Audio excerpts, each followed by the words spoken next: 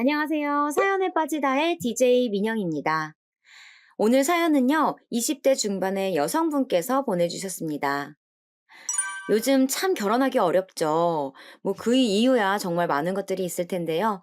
오늘 사연자분께서도 결혼을 준비하시다가 좋지 않은 모습으로 마무리가 되셨다고 해요. 내 자식이 귀한 만큼 남의 자식도 귀하다는 점 잊지 않아야 할 텐데요. 오늘 사연 어떤 내용인지 함께 들어볼까요?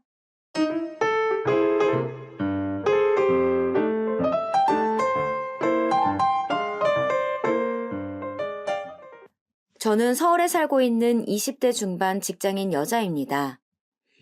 제 인생에서 아주 어마어마하게 큰 일을 앞에 두고 많은 고민들이 있었는데 그 고민은 우스울 정도로 심각한 사건을 겪게 되었어요.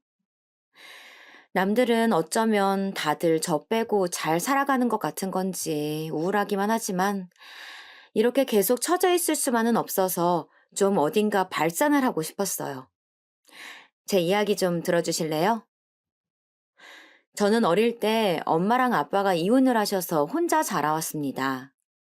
외동딸인데 정말 기억하고 싶진 않지만 두 분이 이혼하게 된 사유는 어디까지나 엄마에게 있긴 해요.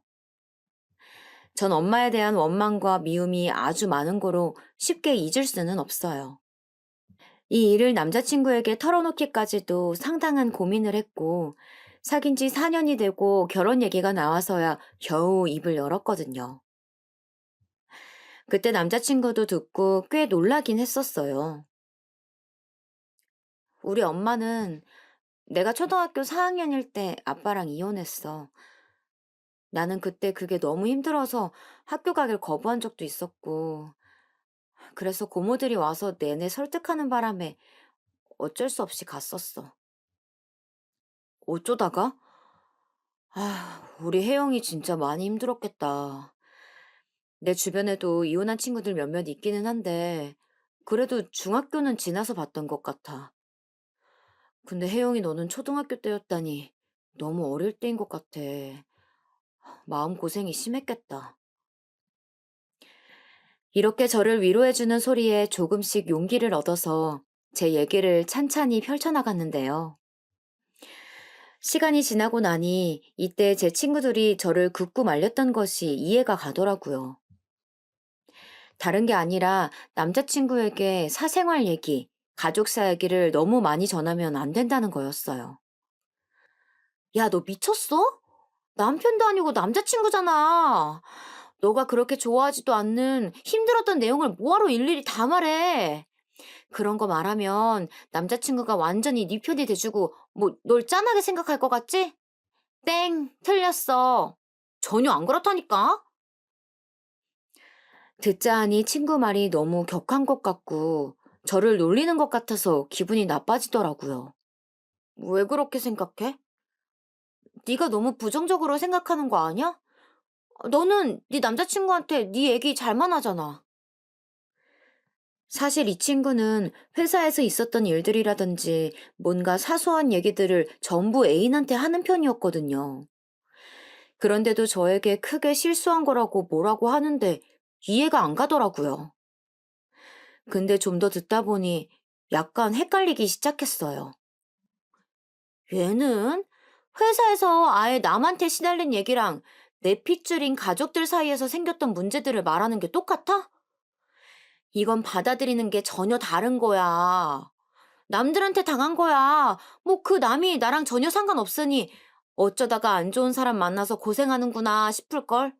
근데 가족은 얘기가 달라진다고. 이러나 저러나 내 핏줄인 사람들이 나를 괴롭힌다면 그건 결국 내 얼굴에 침 뱉는 거야. 은연중에 나를 무시하는 장치가 되는 거라고. 이렇게 과민하게 반응하면서 뭐하러 결혼도 안 한 남친한테 그런 약점을 내보이냐고 자꾸 뭐라고 하더라고요. 사실 근데 저는 그렇게 자세한 얘기까지는 하지 않았어요. 어릴 적에 엄마랑 아빠가 헤어졌다는 말만 했을 뿐, 왜 이혼했고 지금은 어떻게 되었는지까진 자세히 설명하지 않았거든요. 그런데 이후로 예비 시댁이 된 남자친구의 어머니, 남자친구의 누나의 반응을 보니 이때 좀 더 자세히 말했다면 어떻게 되었을까 좀 그렇더라고요. 왜냐면 바로 그날 일 때문인데요. 제가 남자친구랑 4년 사귀어왔지만 결혼 얘기가 오가고 정식으로 인사 간 건 처음이었어요. 대충 남자친구의 누나도 얼굴만 보고 인사한 사이고 어머니도 그다지 연락을 많이 하면서 살지는 않았었거든요. 그래서 그날 갈 때 얼마나 얼었었는지 몰라요. 나름 아빠한테 이것저것 조언을 들어가며 선물 세트도 사고 과일도 사고 간만에 치마도 입고 그렇게 남자친구 집에 갔답니다. 그런데 저를 앉혀놓고 어머니가 하신 첫 마디는 꽤나 저에게 있어 충격이었어요. 엄마는 어쩌다가 이혼하신 거야? 몇 살 때쯤? 대뜸 첫 마디가 그렇게 시작하고 있으니 너무 어려서 뭐라고 해야 할지 모르겠더라고요. 이때 남친이 발끈하면서 화를 냈고 어머니도 약간은 움찔하셨지만 이내 꼬치꼬치 캐물으시더군요. 아니 엄마 왜 그래? 아 뭐 그런 걸 물어봐. 진짜 내가 못 살아. 나는 그냥 사실을 물은 것뿐인데 뭐가 문제야? 그리고 식구가 될 건데 그런 거 묻는 게 죄야? 외려 어머니는 본인 아들한테 날카롭게 쏘아붙이시는데 이거 초반부터 분위기가 왜 이런 건가 싶었어요. 평소 우리가 연애를 할 때에도 어머니가 썩 저를 좋아하시는 것 같지는 않았었거든요. 둘이 만나고 있으면 그렇게 전화를 하시면서 남친 보고 집에 빨리 오라고 쪼아대실 때가 많았어요. 아무튼 처음 대면이 너무 날카로웠기 때문에 계속해서 저는 긴장을 할 수밖에 없었어요. 그리고 질문은 갈수록 가시밭길이었고요. 아빠가 혼자 딸 키우느라 힘드셨겠네. 아무리 그래도 여자애는 여자의 손길이 필요한데 말이야. 아, 그러고 보니 차도 안 줬네. 뭐 마실래? 참 묘한 것이 이날 어머니와 저의 만남은 첫 만남이었거든요. 그간 전화 너머로 대강 듣고 사진으로나 가끔 보다가 직접 본 건데요. 절 알고 계셔서 그런 걸 수도 있지만 계속해서 반말만 하시는 거예요. 제가 좀 예민해져서 그런 건진 몰라도 저 역시 썩 좋은 인상으로 느껴지진 않았어요. 엄마랑 지금 연락은 안 하니? 아, 네. 안 하고 있어요. 엄마 찾아볼 생각은 안 했고? 네? 이쯤 말이 자꾸 이어지는데 남자친구는 화장실에 가 있고 어머니는 질세라 아주 저한테 계속 뭐라 하시더군요. 그래도 핏줄인데 엄마를 찾아봐야지. 자식 하나라고 낳아놨는데 말이야. 돌아가신 건 아니지? 저, 그것까진 저도 잘. 세상에. 이거는 제가 학교 다니면서 엄마의 부재를 말했을 때 담임들조차 하지 않던 질문이었어요. 근데 남자친구 어머니가 대체 뭔데 이런 것들을 꼬치꼬치 묻는 것인지 도통 납득이 안 갔어요. 말이 좋아 납득이 안 가는 거지 기분이 나쁠 수밖에 없었죠. 그러다가 남친이 들어오자마자 어머니는 바로 질문을 바꿔버리시는데 너무 황당하더라고요.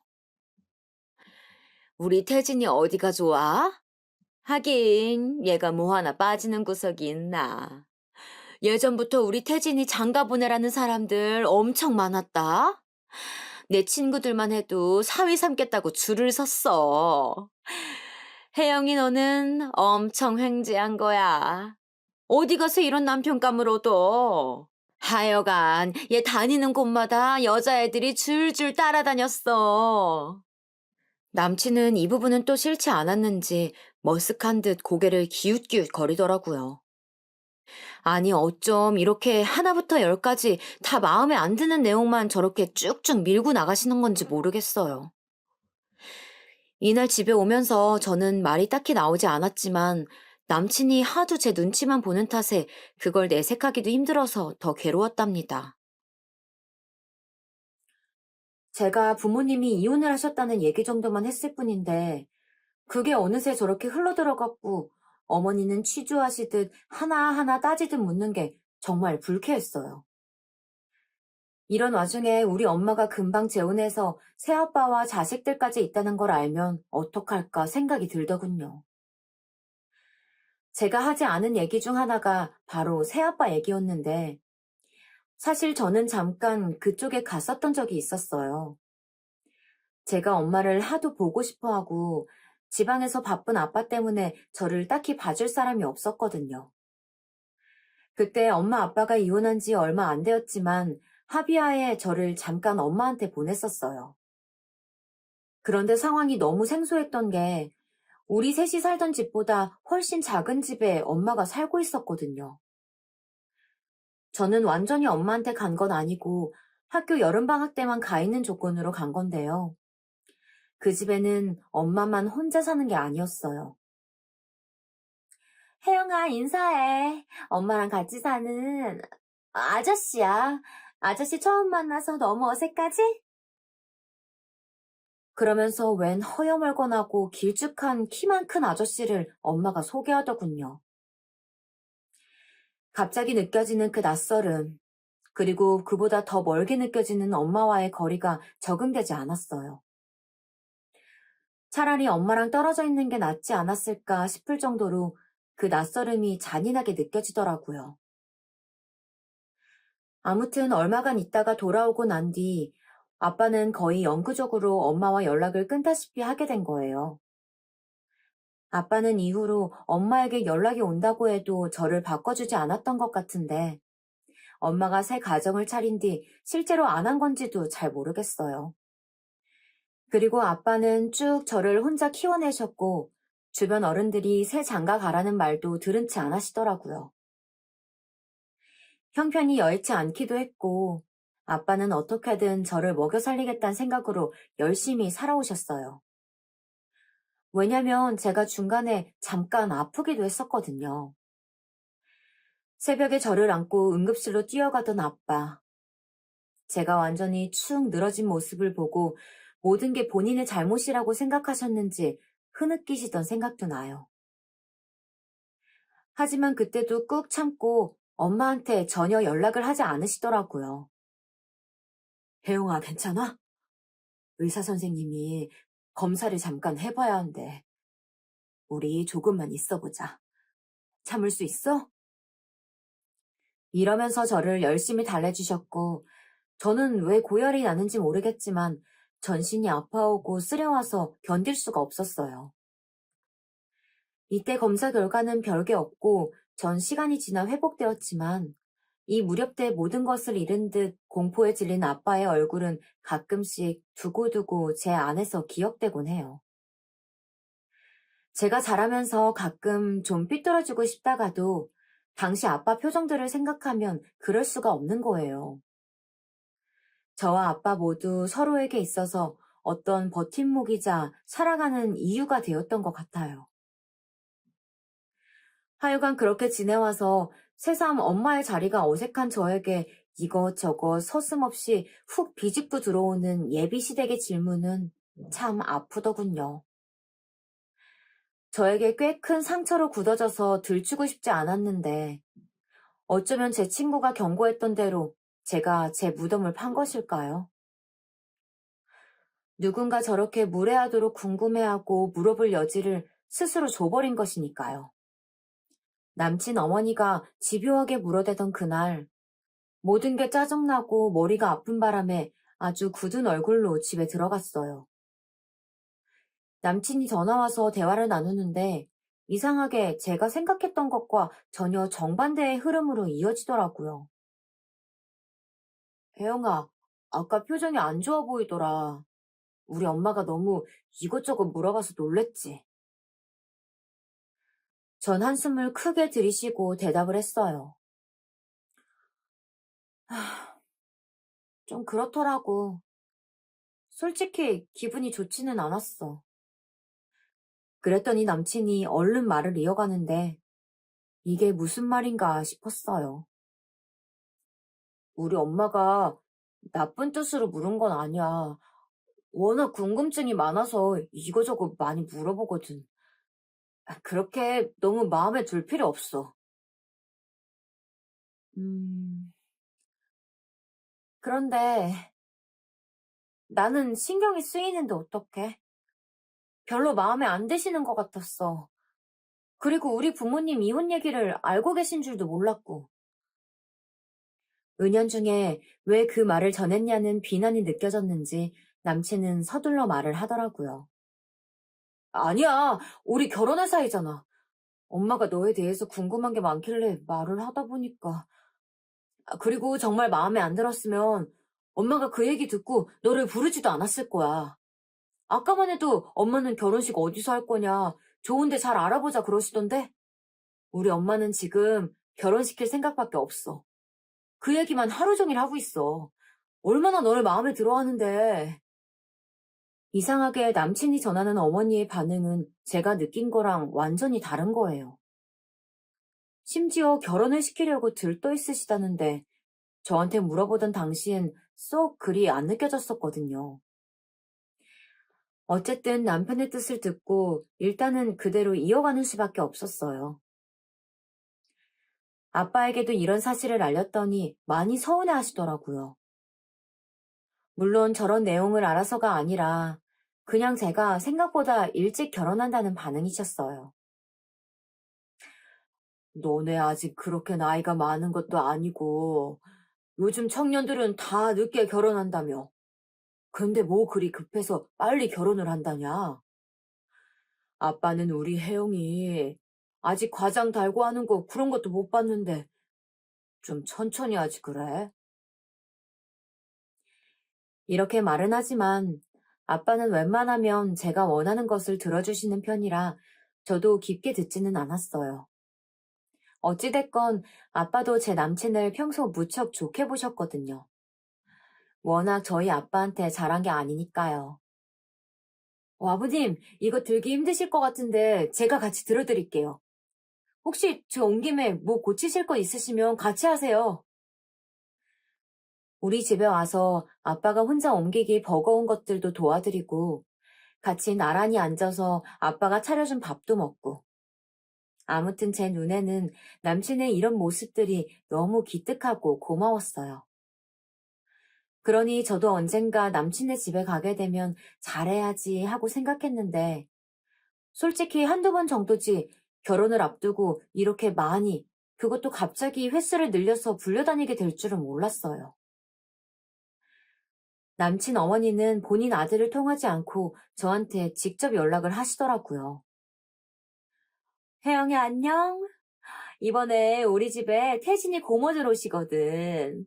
나중에 니네 인사 다니면서 저 지방까지 다니려면 힘들어. 이번 주 토요일에 우리 집에 와서 밥이나 먹자. 너는 그냥 빈손으로 오면 돼. 알았지? 이러시니까 참 어른이 부탁하시는데 거절할 수도 없고 뭔가 구구절절 다 맞는 말인 듯해서 가게 되었거든요. 하지만 빈손이란 말은 절대 고지 듣지 않고 직장 동료의 조언에 따라 선물을 사서 들렸어요. 혜영이 너 그 말 고지 듣지 마. 그렇게 듣고 정말 아무것도 없이 가서 헤헤 하고 웃고 있으면 나중에 결혼해서도 고달파져. 요즘 시어머니들은 야가서 절대 결혼 전엔 시집 안 해. 참고 있다가 결혼해서 내 며느리 되면 그때부터 잡기 시작하는 거야. 그러니까 절대 말려들지 말고 하지 말란 거 다 해야 돼. 안 그럼 쟤는 하지 말랬다고 진짜 안 한다고 또 욕한다? 대신에 예비시대 가는 횟수를 확 줄여. 이렇게 말들을 해주는데 결론은 다 하나여서 좀 걱정스럽더라고요. 근데 네 그 예비 시어머니 좀 그렇다. 아직 상견례도 안 하고 예식장도 안 잡았다며. 근데 왜 친척 때부터 만나게 해? 게다가 자기 아들 고모들이면 본인한텐 시댁 식구들일 거 아냐. 뭐하러 예비 며느리를 불러가지고 일찍 인사를 시키는 건지. 아무튼 좋은 일은 딱히 없을 것 같아.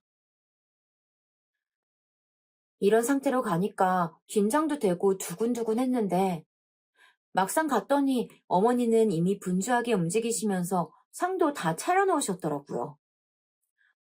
저 어머니, 제가 뭐 도와드릴 거 없을까요? 그러자 어머니는 질겁을 하시면서 막 손사래를 치시는 거예요. 그런 모습을 보니까 제가 너무 주변 말만 듣고 또 내 가정 환경에 따라 좀 많이 예민했나 싶은 생각도 들었어요. 아유, 애 좀 봐. 아직 결혼도 안 한 귀한 남의 집딸을 왜 시키겠어? 혜영이 너는 그냥 오늘 예쁘게 앉아서 손님들 맞이하고 밥이나 먹다 가면 돼. 신경 쓰지 마. 이쪽으로 오면 안 돼? 이러면서 한사코 저를 거실 쪽으로 밀어내셨어요. 그렇게 어색하게 앉지도 서지도 못하고 어정쩡하게 있는데 남친이 들어왔고 얼마 안 돼서 고모님들이 한두 분씩 도착하시더라고요. 인사를 나누고 밥을 먹고 난 뒤 이제 과일을 먹을 때가 되었어요. 전 너무 긴장해서 얼어있고 뭐가 어떻게 넘어가는지도 모르겠는데 갑자기 고모님 중 한 분이 저에게 말을 걸어오시는 거예요. 근데 잘못 들은 건가 싶을 정도로 머리가 얼얼했어요. 어디 보자. 태진이 여자친구 과일 깎는 솜씨 좀 보자. 아까 보니까 젓가락질도 영 아니더라고. 집에서 누가 젓가락질 잡아주는 사람이 없었어? 과일이라도 예쁘게 깎아야 점수를 높게 받지. 얼른 그 여기 시어머니 있잖아. 따라가서 과일 깎아봐라. 구경이나 해보게. 이 말과 동시에 옆에 있는 고모님들이 깔깔 웃으시더라고요. 순간 당황해서 남친과 어머니 쪽을 봤는데 두 사람은 너무 아무렇지 않은 표정으로 절 보더라고요. 그 순간 되게 그 둘이 낯설게 느껴졌어요. 그리고 어머니도 곧 말을 이어가시는데 결국 저도 곧장 일어나 따라가게 되더군요. 뭐해? 어른들 말씀하시는데. 이리 와봐. 내가 꺼내줄게. 근데 이때 묘하게 어머니 표정이 좀 바뀌시는데 도통 감을 잡을 수가 없어서 참 계속 혼란 중이었어요. 게다가 전 과일을 잘 깎지 못하는 편이라 평소에도 안 먹는데 이날 어머니가 엄청 큰 배와 사과를 주시는 거예요. 너무 긴장한 상태로 슬슬 깎아내려가는 순간 저도 모르게 살 부분 쪽을 크게 듬성듬성 밀며 깎았나 봐요. 그 순간 어느새 부엌에 와 있었는지 누군가가 제 등을 찰싹하는 소리가 들리더라고요. 아이고, 이 조카 며느리야. 세상에 누가 과일을 그렇게 생째로 다 깎아 먹어? 그럼 뭘 먹으라고? 우리는 껍질 먹으라고? 아까 저에게 시키셨던 그 고모님이 제 뒤에서 보고 계시다가 잘 못한다며 등짝을 번쩍하게 날리신 거예요. 너무 무안하고 기가 죽어 어쩌질 못하고 있는데 어머니도 낄낄거리며 웃고 계시고 남친은 고모들이랑 대화 나누느라 이쪽 일은 알지도 못하는 상태였어요. 그대로 결국 저는 어떻게 마무리했는지 기억도 아득할 만큼 대충 시간을 보내다가 집에 왔는데요. 이후로도 어머니는 종종 자꾸 저를 불러들이시는 거예요. 남친은 계속 앵무새처럼 같은 말만 반복하고요. 우리 엄마가 혜영이가 진짜 마음에 드나 봐. 우리 누나랑도 그렇게 안 다니는데 자꾸 혜영이랑 여기저기 갈 계획을 하시더라고. 딸이 새로 생긴 것 같다고 하시면서 어제도 좋아하시는데 나도 너무 뿌듯하더라. 무뚝뚝한 우리 누나 대신 혜영이가 엄마랑 잘 다녀줘. 나도 요즘 일할 맛이 나. 우리 둘이 결혼해서 살면 얼마나 재밌고 행복할까 상상이 되는 거 있지? 그런 말을 들으니까 막상 거절할 수도 없고 또 만났을 때 어머니가 저랑 단둘이 있을 때에는 나쁘게 대하시는 것도 아니라서 줄곧 따라다녔던 것 같아요. 그런데 어느 날 어머니가 옷을 사주신다며 저를 부르신 거예요. 이날을 기점으로 해서 저는 결혼에 대해 조금 고민을 해보게 되었어요. 얘 혜영아, 보니까 얼굴도 예쁘고 키도 크고 한데 왜 맨날 그렇게 티랑 바지만 입고 다녀? 내가 원피스 하나 이쁜 걸로 사줄게. 여기 매장 주소 보낼 테니까 이거 보고 찾아와. 이따 만나자. 사실 남친네 집은 적당한 중산층이었고 아버님은 공무원이시고 어머니는 전업주부. 그럭저럭 가끔 잘 차려입고 잘 먹고 잘 다니는 집이었어요. 경제적으로 많이 넉넉한 것도 그렇다고 부족한 것도 아닌 집이었는데요. 이날 어머니가 가자고 절 부르신 브랜드 매장은 좀 가격대가 많이 있고 부담스러운 곳이라 저도 이때 처음 가본 곳이었어요. 어머니, 여기에요. 저 왔어요. 이렇게 손짓하고 만나는데 어머니가 혼자 나오신 게 아니더라고요. 바로 옆에는 남친 누나, 예비 시누이가 있었어요. 혜영아 왔구나. 오늘 나오면서 우리 수진이도 데리고 나왔어. 니네 옷 한 벌씩 사주려고. 그렇게 어색하게 셋이서 매장을 삥삥 돌아가며 구경을 하고 있는데 어머니는 아주 편안하게 옷을 계속 고르시더라고요. 어디 보자. 이건 내 취향인데. 이거는 사이즈도 괜찮고. 이건 수진이도 어울리겠다. 그리고 이건, 어머, 이것도 너무 예쁜데? 그러면서 저한테 두터운 옷들을 덥석 안기시는 거예요. 사실 시누이는 저쯤 멀리 가 있긴 했는데 저한테 이렇게 막 대여섯 벌씩 안겨가며 줘도 되는 건지 그걸 받아 안으면서도 기분이 좋지 않았어요. 슬슬 저도 다리가 아프고 지쳐가는 와중인데도 어머니는 아랑곳 없이 계속 본인 할 말만 하시더라고요. 이건 진주가 나랑 좀 안 어울리는 것 같고. 이건 어때, 혜영아? 네가 와서 좀 봐줘. 응, 우리 수진이는 이런 거 내가 물어보면 들은 채도 안 한다니까? 제 옷을 사주겠다는 건지 본인 옷을 사는데 나를 부려먹겠다는 건지 이제 저도 한쪽으로는 판단할 때가 되었어요. 결국 보다 못해 저도 한마디를 했는데 어머니도 보통 고단수가 아니신 거예요. 저 어머니, 실은 제가 이따가 약속이 하나 더 있어서 그쪽에 가봐야 할 것 같아요. 혹시 언제까지 좀 더 보셔야 할까요? 제 딴에는 이 자리에서 좀 벗어나고 싶어서 말을 한 건데 어머니는 그걸 잽싸게 눈치채신 듯 했어요. 어머, 왜? 아무래도 여기 계속 있기 힘들지? 아이고, 미안해. 너 옷 사준다고 불러놓고 내가 이렇게 내 옷만 봤다. 아직 며느리가 된 것도 아닌데 내가 너무 시집살이 시켰지? 이 말에 저도 괜히 뜨끔해서 아니라고 손사래를 치게 되더라고요. 이런 상황에선 제가 뭐라고 말을 하겠어요. 그리고 어머니가 아예 쐐기를 박아버리시더군요. 그래, 그래. 내가 정신이 없었어. 너도 얼른 옷 골라.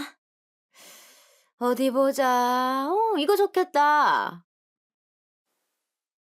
하지만 이때 어머니는 정말 너무 성의 없이 옷을 하나 집어드시더니 심지어 저한테 대보지도 않고 사이즈도 그냥 대충 보시더니 가격표를 마구 훑어내리시는 거예요. 그리곤 시누이를 애타게 막 부르셔서 시누이가 갖고 온 옷이랑 다 같이 한 번에 왕창 끌고 가서 계산을 하셨어요. 제가 제일 황당한 것은 무려 그렇게 계산을 해서 옷을 한 10벌을 받아드셨으면서 저에게 사주시겠다고 하신 옷은 따로 담을 생각을 안 하시는 거예요. 이거 이렇게 쇼핑백으로 2개 나눠서 주세요. 예, 이거 하나는 수진이 네가 들어. 내가 아주 혜영이만 들게 했다니까. 이건 내가 들게. 그러면서 신우이랑 각각 나눠들더니 그 뒤에 하시는 말에 기절할 뻔했어요. 아유, 이제 옷 사러 다니는 것도 못할 짓이야. 참, 혜영이, 너 약속 있다 그랬지?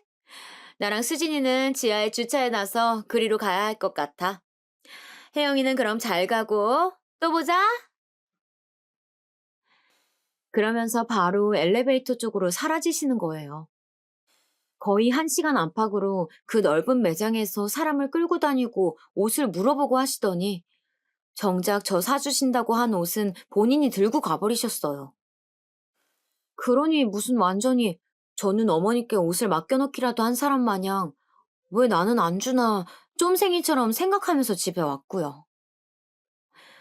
어머니의 이렇게 저를 무시하는 듯한 태도, 그리고 시누이도 그게 조금도 이상하지 않다는 듯 저에게 인사도 안 하고 둘이 사라져버린 그날, 내내 마음이 너무 허하고 쎄하게 느껴져서 전 견딜 수가 없었어요.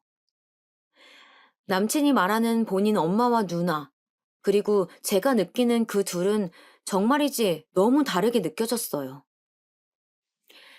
참다 못해 아빠에게 상담을 했는데 아빠는 느긋하게 식탁에서 라면을 드시다가 놀래서 저를 쳐다보시더군요. 아니, 그게 뭐 하는 경우냐? 그래서 너한테 옷 한 벌 안 사주고 끌고 다녔다고? 이런 반응이 오니 약간 침울해져서 저도 뾰루퉁하게 답했어요. 음, 참, 이러니 나도 좀 괜히 쫌생이 같잖아. 내가 사달라고 간 것도 아니고 사준다니까 간 건데.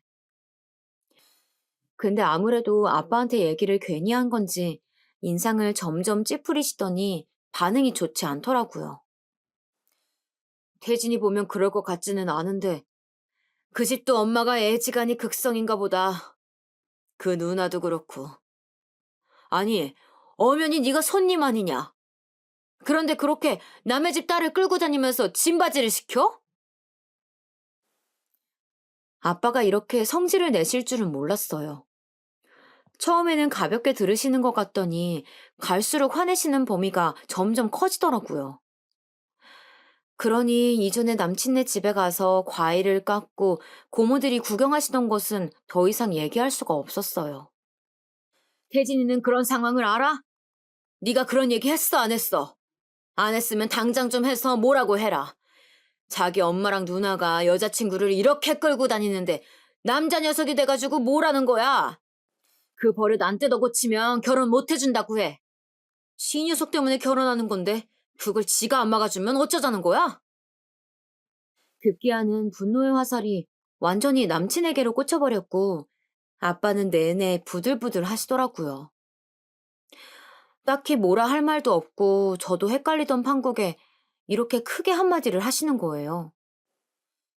됐고, 아빠는 그거 정리 안 되면 상견 내고 뭐고 안 해. 이런 얘기를 듣고 어떻게 가서 마주 앉아 그 집 얼굴을 보냐? 아빠한테 네가 어떤 딸인데 끌고 다니면서 그렇게 우습게 봐? 태진이 녀석도 잠깐 만나지 말아봐. 남자도 여자가 너무 오냐 오냐 다 따라주면 정도를 모르는 법이야.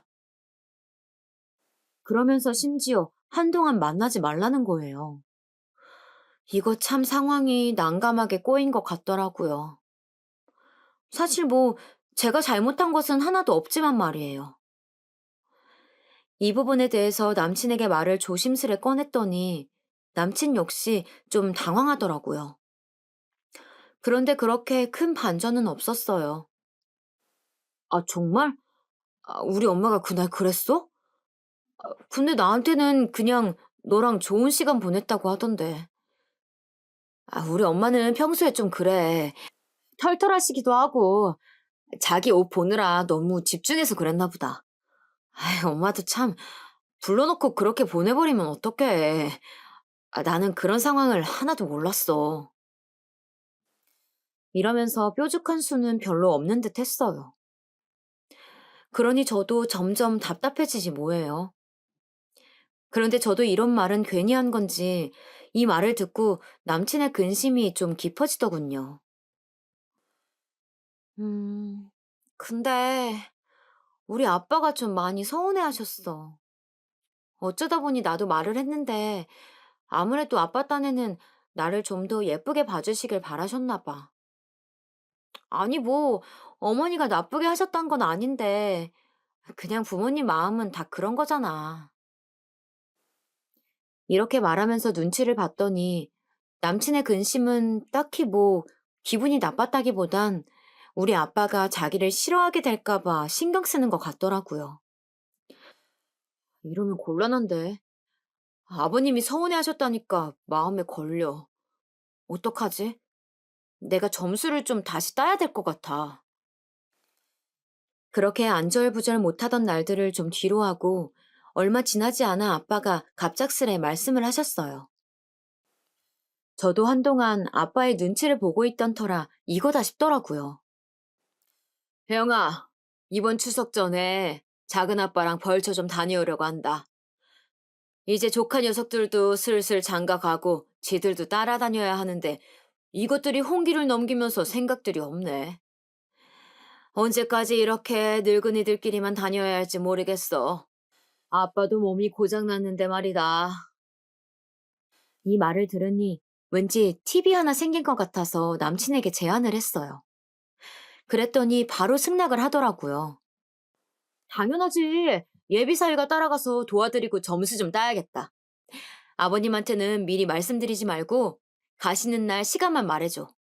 내가 차 끌고 너희 집 앞으로 가 있을게.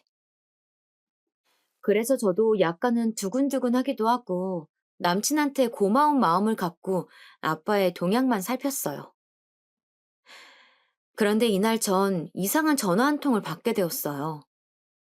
자려고 누웠는데 핸드폰이 울려서 보니 묘하게 불안하더라고요. 바로 어머니였어요. 혜영이니? 혹시 자는 거 아니지? 네, 어머니. 무슨 일이세요? 근데 이때 어머니 목소리가 약간 평소보다 좀 날이 서 있고 카랑카랑한 느낌이 있더라고요. 살짝 숨을 몰아쉬는 것 같기도 하고 아무튼 상황이 좋아 보이는 말투는 아니었어요. 내일 무슨 어디로 별초를 하러 간다며 니네 집 말이야. 이렇게 말을 하시는데 옆에서 뭐라 뭐라 하는 소리가 들리는 것이 남친 같기도 했어요. 아무튼 다짜고짜 전화하셔서는 니네 집이라니 기분이 썩 좋지 않더라고요. 네, 아빠가 하러 가시는데 왜 그러세요? 어머니는 제 말에 숨을 한번 가다듬으시더니 다시 나긋한 목소리로 말을 하셨는데요. 말투가 달라졌을 뿐 내용은 여전히 제 기분을 할퀴는 것 같더라고요. 저기, 우리 태진이가 거기에 간다고 하더라고. 얘도 우리 집 장손인데 아직 결혼도 안 했는데 벌써 데리고 다니신다는 게 이해가 안 돼서 말이야. 너네끼리 얘기한 거니? 순간 뭔가가 다 꼬이고 있다는 생각이 들어서 황급히 말을 꺼냈어요. 아, 네. 저희끼리 그냥 말한 거예요. 아빠는 전혀 모르고 계시거든요. 그냥 저희 집에도 좀 잘 보이고 싶다고 하길래. 어쩜 이렇게 말을 하면 할수록 꼬이는 건지. 어머니는 또 거기서 뭐가 마음에 안 드셨는지 제동을 거시더라고요. 우리 태진이가 니네 집에? 왜? 뭐가 마음에 안 드신데? 우리 태진이가 잘 보여야 할 이유가 있는 거야? 이때 얼마나 식은땀이 나던지. 진짜 저도 왜 변명을 막 애가 닳도록 하고 있는지 모르겠어요. 하지만 어머니는 끝내 본인 말을 하고 끊으시더라고요. 저기, 뭐가 어떻게 되었든지 간에 태진이가 그런 이유로 거기 갈 이유 없어. 마음에 안 드시면 안 드시라고 해. 니네 집만 귀한 자식이니? 니네끼리 생각이라고 하니 넘기는데 어쩌다 그런 깜찍한 생각들을 하는 건지 원. 아무튼 내일 내가 가지 말라고 했어. 너네 집 행사는 알아서들 하던지 해. 결혼도 안 했는데 뭘 그리 불러대시니? 이러고 전화를 툭 끊어버리셨고 저는 이날 부글거리는 속을 안고 잠을 잘 수가 없었어요. 밤새 남친으로부터 연락이 10통이 넘도록 왔지만 받지 않았습니다. 왜 제가 이런 말을 들어야 하는 걸까요? 이따만 해도 그냥 저는 어머니가 유난이라고 생각했지 남친과의 관계에 대해선 전혀 문제가 없다고 생각했어요. 단지 실수가 있다면 너무 고지곳대로 어머니께 말을 잘못 전했다는 정도요. 일단 스트레스는 있는 대로 받아서 도저히 이 상황을 어찌해야 할까 하던 중 다음날 터진 사고로 인해 전 이 일들은 안중에도 없게 되었어요. 작은 아빠로부터 걸려온 전화 한 통 때문에 말이에요. 네? 우리 아빠가요? 어디가 어떡해요? 직장에서 한창 바쁘게 일을 하면서도 뒤숭숭한 마음 때문에 집중을 못하고 있었는데 그쯤은 아무것도 아니라는 듯 연락이 온 거예요. 이날 작은 아빠랑 벌초하러 갔던 아빠가 벌에 쏘였고 상황이 심상치 않아 병원으로 실려가셨다는 겁니다. 잠깐만요. 그게 무슨 말이에요? 작은 아빠랑 통화하던 중에 이성을 잃고 이러지도 저러지도 못하니 회사 동료들이 상황을 대강 짚어준 덕분에 겨우겨우 정신을 차리고 움직였어요. 옷을 들고 바삐 아빠가 계신 병원으로 갔는데 내용을 듣고 보니 저도 진정이 안 되더라고요. 작은 아빠가 떠듬떠듬 말씀하시는데 정리가 잘 되지 않았어요. 나도 벌에 쏘인 것 같긴 한데 그냥 좀 부어오르다 말았거든. 너네 아빠는 여기저기 뭐가 막 알러지처럼 올라온 건지 어지럽다고 정신을 못 차리시더라고. 옆에 있는 사람들이 이러다가 큰일 난다고 괜히 벌쏘여서 죽는 거 아니라고 얼른 119 부르라고 하더라. 아빠랑 작은 아빠 똑같이 둘 다 피해를 입긴 했지만 그나마 다행히 작은 아빠는 그냥 넘어가신 것 같고요. 우리 아빠가 계속 정신을 못 차리고 계시는 상황이었어요. 이때 이것저것 수속이며 복잡한 것들을 처리하고 설명 듣고 하느라 얼마나 정신이 없던지 그때 속으로 얼마나 아찔하고 무서운 생각들이 들었는지 몰라요. 내가 따라갈 걸 그랬나 싶고 아빠가 쭉 이렇게 안 좋은 상태로 간다면 어떻게 해야 좋을지 진짜 답이 안 나오더라고요. 이후 중환자실에 입원해 계셨고 저는 회사에 휴가를 내고 꼬박 아빠 옆에 있었어요. 그동안 회사 동료들과도 연락을 잘 못했고 남친이랑도 연락할 정신이 못 되었는데요. 그나마 겨우 회복세를 보이던 날 핸드폰을 들여다볼 짬이 생겨서 하나둘씩 보기 시작했어요. 그런 와중에 남친한테도 어머니한테도 부재중 전화가 와 있더라고요.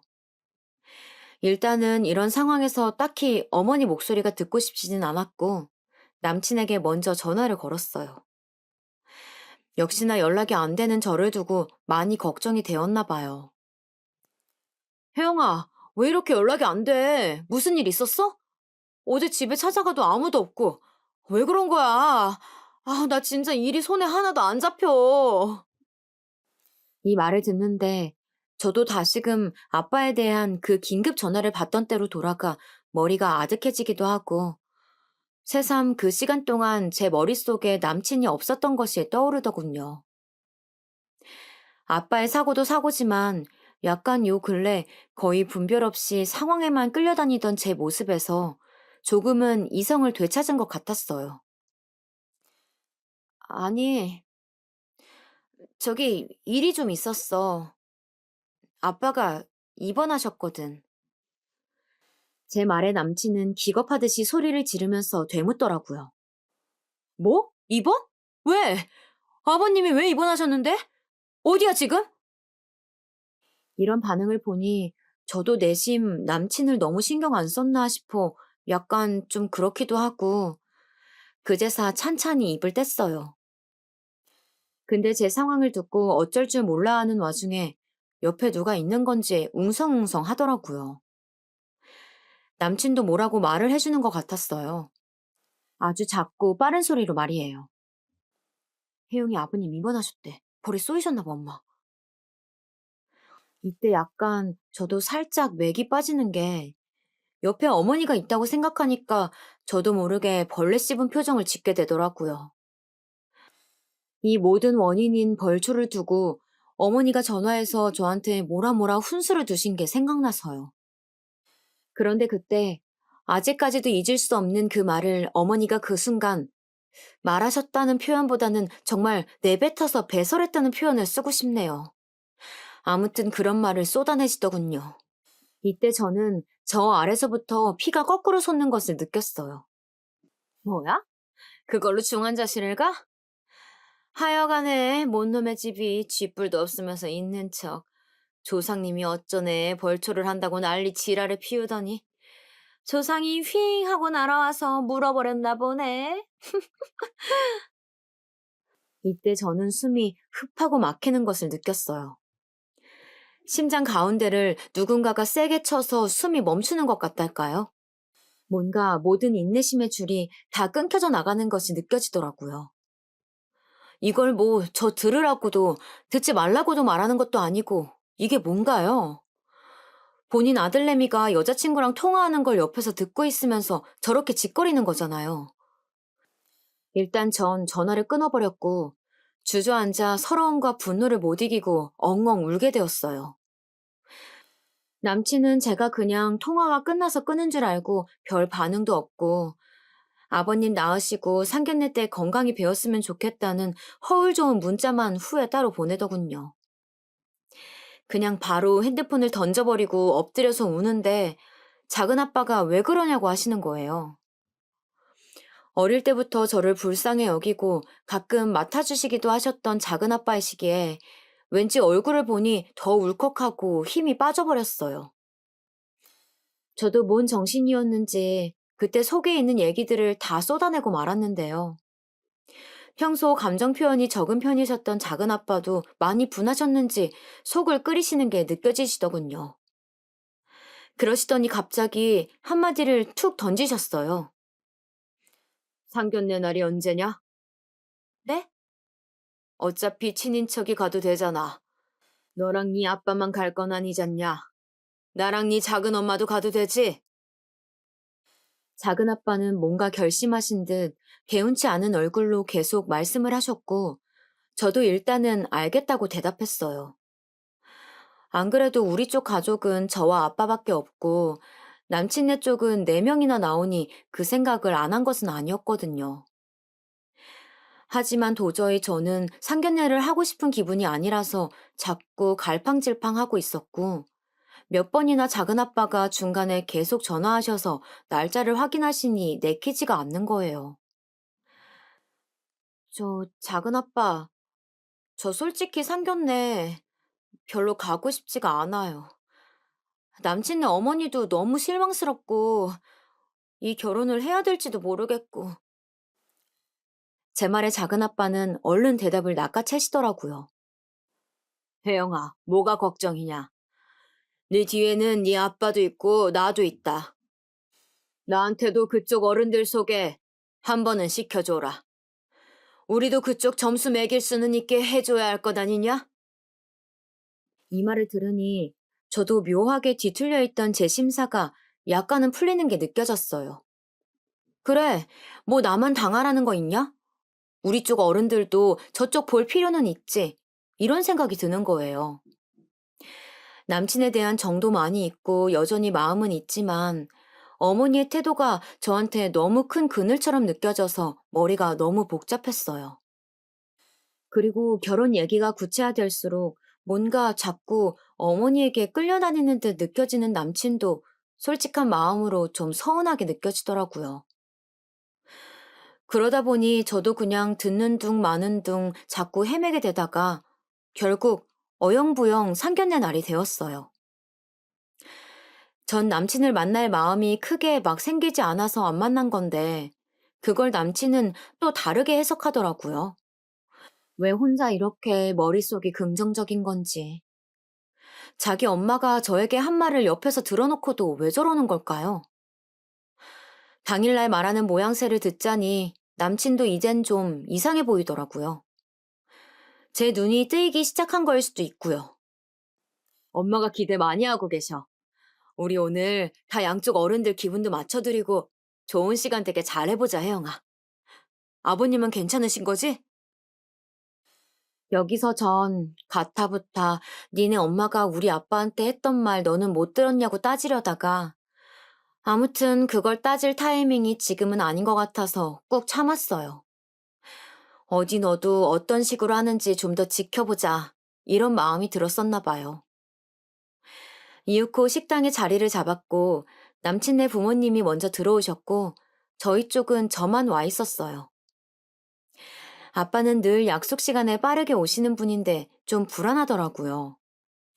작은 아빠랑 작은 엄마라도 오셨어야 하는데 어째 우리 쪽 어른들 셋 다 늦으시니 제가 너무 눈치가 보이기 시작했어요. 어머니는 또 그새를 못 참고 한마디를 하시는데 옆에 아버님 들으라는 듯 이죽거리면서 말하시더라고요.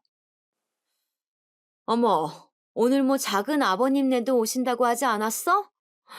혜영이네는 약속 시간에 아주 딱 맞춰서 오시는 스타일이신가 보네? 그치? 이러시는데도 남친을 비롯해서 예비 시누이 그리고 아버님까지 셋 다 그냥 가만히들 있는 거예요. 이때 진짜 옴짝달싹 못하는 상황이 되어 굳어 있는데 뒤에서 아빠랑 작은아빠 목소리가 들렸어요. 혜영아, 우리 왔다. 이때 저는 혀를 쯧쯧 차면서 뒤를 뒤돌아보는 순간 눈앞에 펼쳐진 정황에 얼른 말이 나오지 않더라고요. 저보다 더 놀란 건 우리 예비시댁이었어요. 처음에는 식당 직원들이 안내해주러 같이 들어온 줄 알았거든요. 웬 차려입은 젊은 여자분들 둘이 나란히 우리 아빠 옆에 붙어선 따라오고 아빠의 차림새도 뭔가 되게 평소보다 다르고 머리까지 하고 나타나신 거예요. 그 뒤에 작은아빠와 작은엄마가 보이셨고요. 심지어 그 여자분들은 마치 비서라도 되는 양 아빠한테 이것저것 묻고 양복을 받아드는데 저조차도 낯설어서 분간이 잘 안 되었어요. 그 와중에 그분들이 의자를 끌어들이고 아빠가 앉자마자 고개를 숙여 인사하고 바로 빠지시더라고요. 아, 아빠, 저기. 그러는데 작은 아빠가 절 툭툭 치시더니 가만히 있으라고 하시는 거예요. 그리곤 이윽고 양가 어른들끼리 인사를 얼추 떨떠름하게 머리를 숙여가며 하게 되었어요. 저도 모르게 얼굴이 달아올라서 완전히 다른 차림새를 하고 나타난 아빠를 보면서 맞은편에 앉아있는 어머니를 한번 다시 봤는데 다들 어이가 없다는 표정이더라고요. 어머니는 뭔가 되게 거슬리는 듯 하면서도 웃는 표정으로 아빠에게 인사를 하셨는데 아빠가 대뜸 말을 쳐내버렸어요. 아, 제가 조상복은 없는데 일복이 많은 관계로 오늘 늦었습니다. 제 뒤치다거리도 저렇게 비서들한테 맡겨가면서 오다 보니 딸 상견례도 늦네요. 듣자니 우리 집안 걱정을 그렇게 많이 해주셨다고요?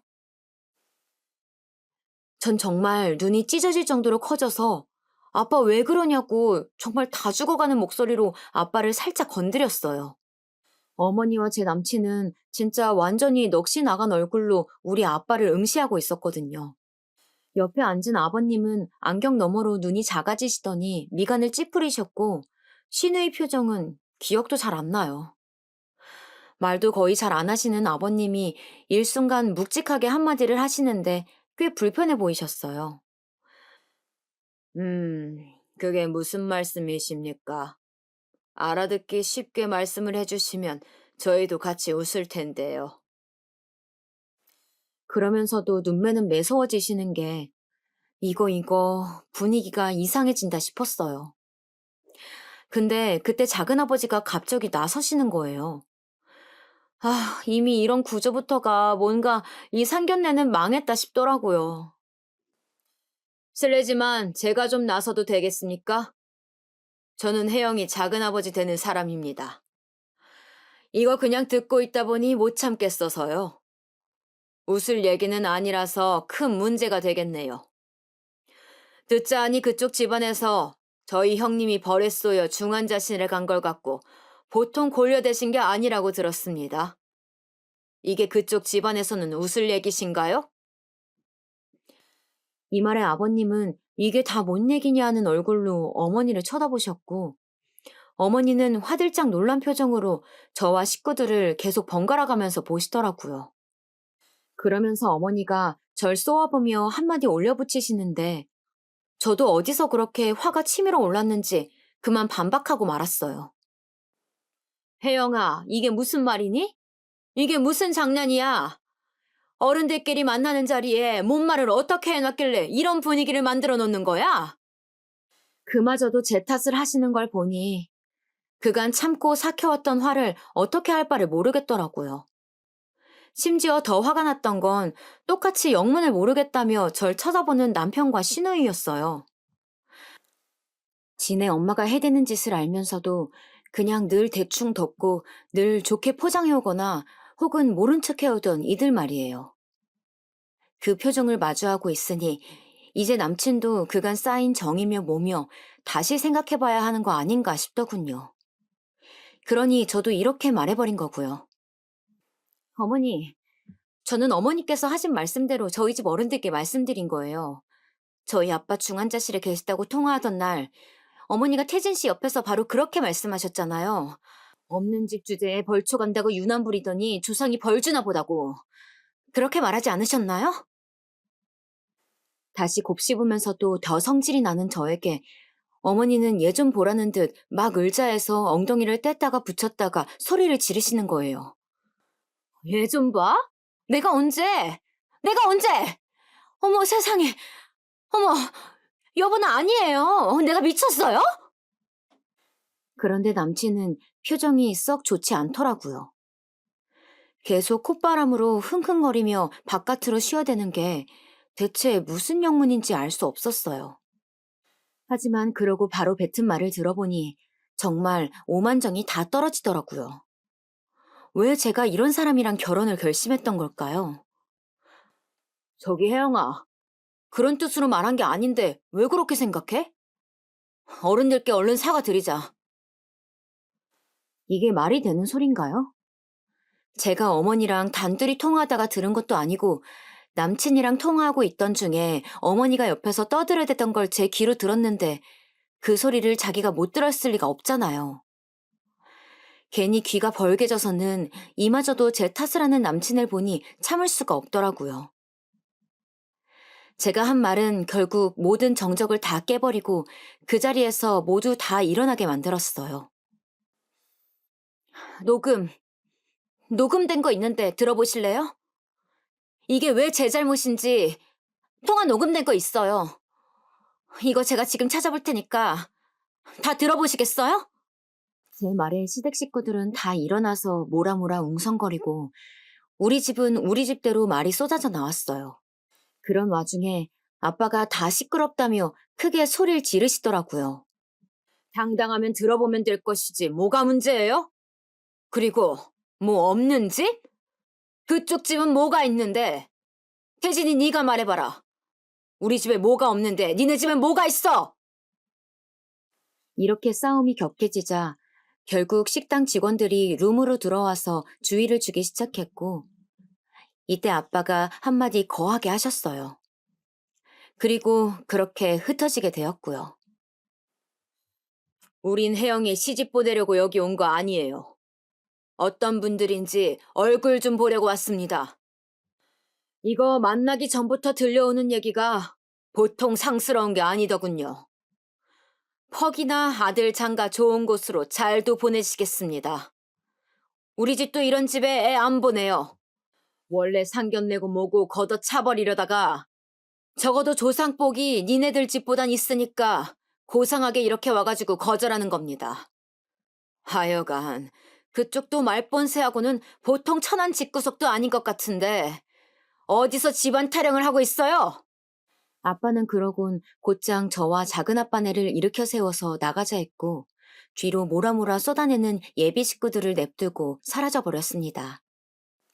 저도 어머니와 남친 그 누구와도 눈을 맞추지 않고 나와버렸고요.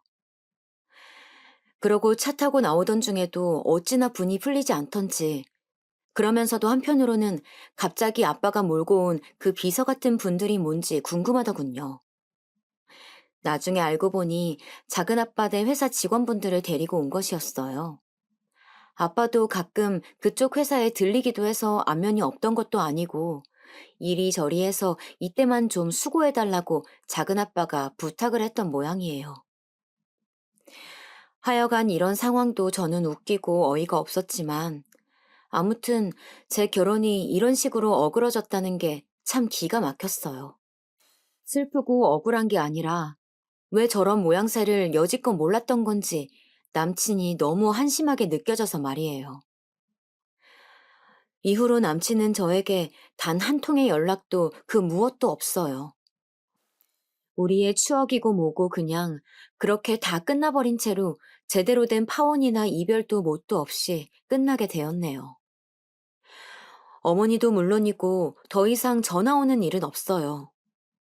난리라도 칠 수 있고 아니면 뭐가 어쨌다고 설명이라도 할 줄 알았는데 정말 연락이 완전히 또 끊겨버리더라고요. 그나마 엮인 지인들이 있어서 소식을 얼핏 듣긴 했는데 파혼하게 되었다는 얘기만 전하고 있다고 하더래요. 당사자인 저와는 아무런 마무리도 하지 않았으면서 말이에요. 참 허무하고 부질없게 느껴지는 게 사람 인연인 것 같기도 해서 저도 좀 생각이 복잡하지만 아무리 고민을 해봐도 그 집과 저의 미래는 상상할 수가 없어요. 온전히 제가 받아들이는 수밖에 없는 것 같아서 차차 정리를 해나가려고 합니다. 너무 한순간에 일어난 일이라 적응이 안 되긴 하지만 저와 더불어 우리 아빠까지 우습게 알고 무시하고 있었던 그 결정타와 그간 어머니가 무례하게 했던 것들을 생각해보니 정답은 하나밖에 없어요. 제가 잘 받아들이고 얼른 새로운 일상을 살도록 노력을 해야겠죠. 쉽지는 않겠지만 다시 열심히 살아보려고 합니다.